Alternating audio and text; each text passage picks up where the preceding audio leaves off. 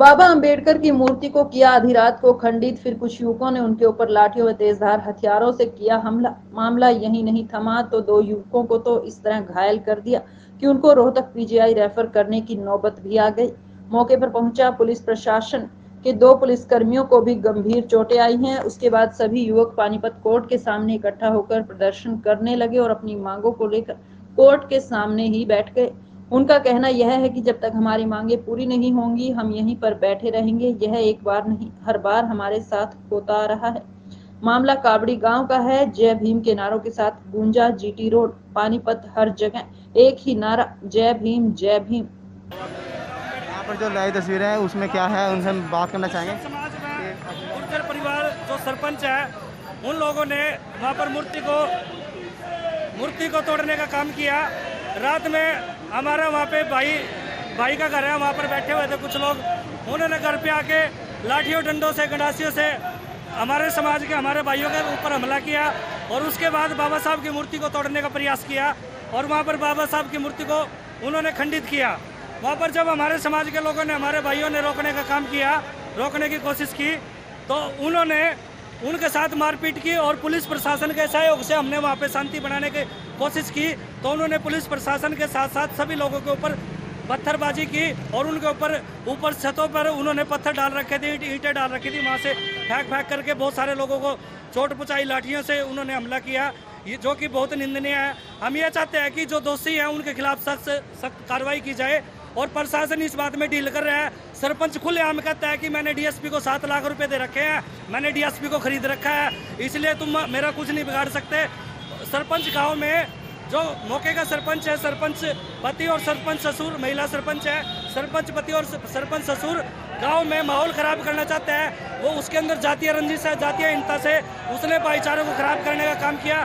गांव में उसने कई बार लड़ाई करवाने का काम किया, कई बार मूर्ति खंडित हो चुकी है, लेकिन प्रशासन जो है बिल्कुल भी कार्रवाई नहीं कर रहा है। हम प्रशासन की भी, गांव के सरपंच के साथ साथ प्रशासन की भी निंदा व्यक्त करते हैं कि प्रशासन पिछले कई महीनों से हम संघर्ष कर रहे हैं, प्रशासन कोई कार्रवाई नहीं कर रहा है। पुलिस प्रशासन सरेआम कहता है सरपंच पुलिस प्रशासन को मैंने खरीद रखा है। तो साथियों, हम ये चाहते हैं, मीडिया के द्वारा मैं आप सभी को मैसेज देना चाहता हूँ कि जो आज प्रशासन हमारे ऊपर इस बात पर कार्रवाई नहीं करेगा, हमारी आवाज़ के बारे में हमारी आवाज़ नहीं उठाएगा, प्रशासन हमारे हक में इस बारे में कोई फैसला नहीं लेगा, हमें न्याय नहीं मिलेगा, तो हम रोड जाम करेंगे, हम पूरे समाज को इकट्ठा करके हम विरोध प्रदर्शन करेंगे, हम आंदोलन करेंगे।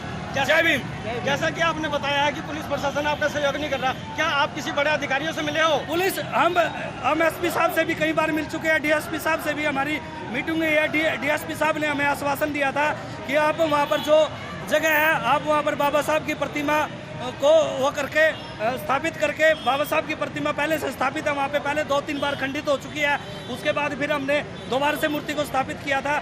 वहाँ पे दीवार तोड़ने का काम किया, वहाँ पर जो बाबा साहब के नाम से फोटो लगाई गई थी, फ्लैक्स फोटो माध्यम के उसके जरिए उन्होंने उसको तोड़ा, खंडित किया, और यह कि कानून के खिलाफ किया ये काम, क्योंकि बाबा साहब की प्रतिमा संविधान निर्माता है, देश का संविधान लिखा है बाबा साहब ने, उस मूर्ति को खंडित किया। उन्होंने कई बार इस प्रोटोकॉल को तोड़ा है, कानून को तोड़ा है, और मैं चाहता हूं कि दोषियों के खिलाफ सख्त से सख्त कार्रवाई की जाए, उनको गिरफ्तार किया जाए, दोषियों को जल्द से जल्द गिरफ्तार किया जाए, नहीं तो हम यहाँ पे आंदोलन करेंगे। हम यहाँ बैठे हैं। जय भीम का जो नारा है लगातार लगा रहे हैं जितने भी यहाँ पर हैं, काफ़ी जो यहाँ पर आए हुए हैं, हम इनसे भी पाना चाहेंगे ये मामला क्या है आखिर। तो वहाँ पे बैठने के बाद में पुलिस प्रशासन भी वहाँ आया हुआ था, जिसको हमने बुला रखा था मौके पे, जो हमारे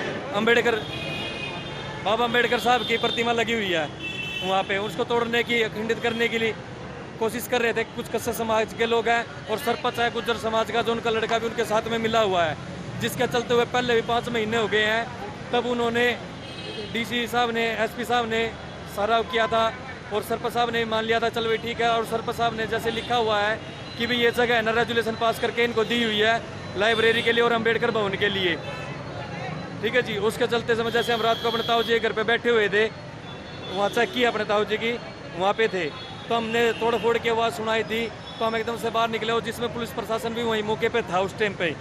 तो हम बाहर निकले तो हमने एकदम देखा तो दीवार तोड़कर मूर्ति जो बाबा साहब की प्रतिमा लगी हुई है उसकी तरफ जाने की कोशिश कर रहे थे। हम एकदम से आगे बढ़े तो उनके हाथों में लाठी, गंडासी, ठीक है जी। बर्छी वाली ईंट जो सभी चीज़ उनके हाथों में थी, उन्होंने फिर हमारे को मारना स्टार्ट कर दिया।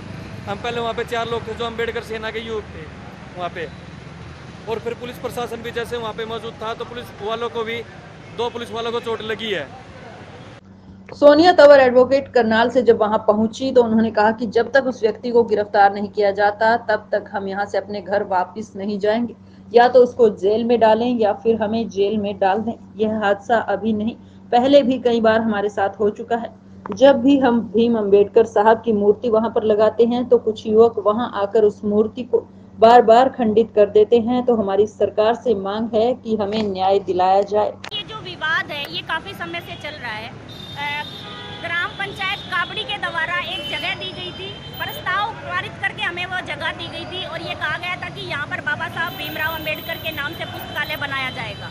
और हम लोगों ने जब ये कोशिश करी कि यहाँ पर हम लोग पुस्तकालय का निर्माण शुरू करें, तो गांव के सरपंच ने वहाँ के कुछ कश्यप समाज के लोगों को इसके प्रति भड़का दिया और उन्होंने हमारे ऊपर मतलब उस समय भी हमला किया था।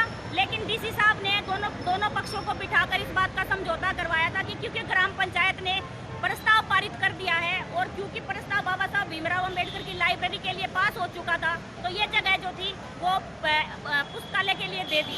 लेकिन बाद में क्या हुआ कि कल रात को हमारे तकरीबन 10-12 लड़कों के ऊपर ईंटों के साथ मतलब हमला किया गया, उनके सर फोड़ दिए गए, 2 लोग बहुत ज़्यादा घायल हैं। तो मतलब ना तो पुलिस प्रशासन का कोई इस तरफ ध्यान है और ग्राम पंचायत भी बिल्कुल जीरो है, क्योंकि ग्राम पंचायत 2 पक्षों को आपस में भिड़ाने की कोशिश कर रही है और बिल्कुल इसमें शातिर तरीके से काम किया जा रहा है। लगातार बहुजन समाज पर हो रहे हमलों के बारे में आप क्या कहना चाहोगे? मैं इतना ही कहना चाहती हूँ कि शायद जो ये इस तरीके के जो बार से हमले हो रहे हैं, इससे यही लगता है कि शायद ये सोचा जा रहा है कि बहुजन समाज एक कमजोर समाज है। लेकिन हम लोग कमजोर नहीं है, हम लोग कानून में विश्वास करते हैं और बार शायद कानून के विश्वासों के ही चलते हम लोग बार चुप हो जाते हैं। लेकिन अब बहुत हो गया, कितने दिन हम लोग चुप रहेंगे, अब चुप होने का समय नहीं। लॉकडाउन में पूरा देश बंद था, फिर भी बहुजनों पर अत्याचार क्यों हो रहे हैं? इस पर आप क्या कहोगे? क्या प्रशासन कोई कार्रवाई नहीं करता? ये एक समाज ऐसा है जिसने हमेशा अपनी आवाज उठाने के लिए संघर्ष किया है और हम लोगों को शायद दबा हुआ समझने के लिए ही बार पुलिस हमारे ऊपर इस तरीके से अत्याचार करती है, ना तो हमारी कहीं सुनवाई है। आज दोषियों को गिरफ्तार करने के लिए सैकड़ों लोगों को सड़क पे उतरना पड़ा।